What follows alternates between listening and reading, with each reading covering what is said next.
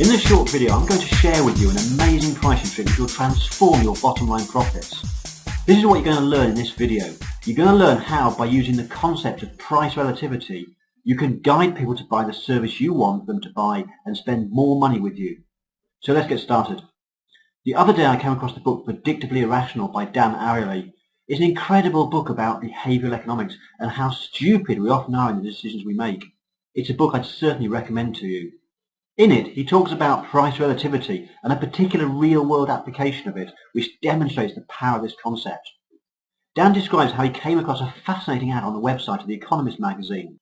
They were offering 3 different options for subscribing to their magazine. Under option 1, you could take out a 1-year subscription to the online version, together with access to all articles since 1997 for just $59.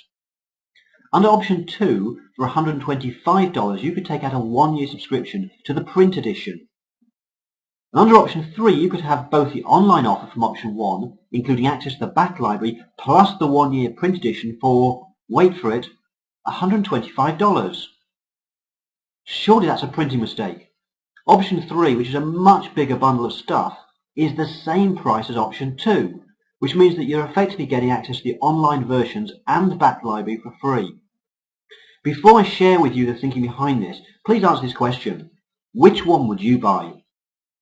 Of course, I don't know how you've answered that, but if I was looking to take out a subscription to The Economist magazine, I would definitely go with option 3. Now here's the key. As customers, we're unable to determine the absolute value of a good or service. If, for example, we were only presented with option 1, we would have no way of knowing whether $59 was good value or not. Instead, we rely on price relativity.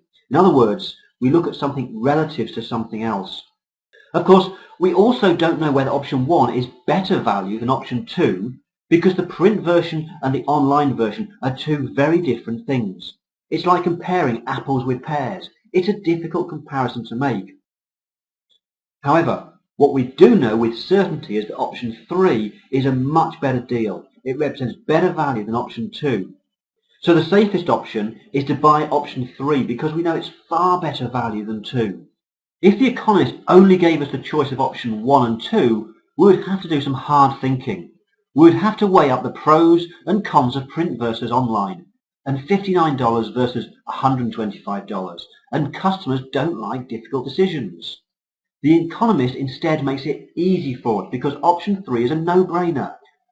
Dan then put this to the test. He went to 100 students and presented them with the offer from The Economist, and what he found was that 16 students opted for the online-only subscription at $59, no students opted for the print-only option at $125, and 84 students opted for the combined package at $125.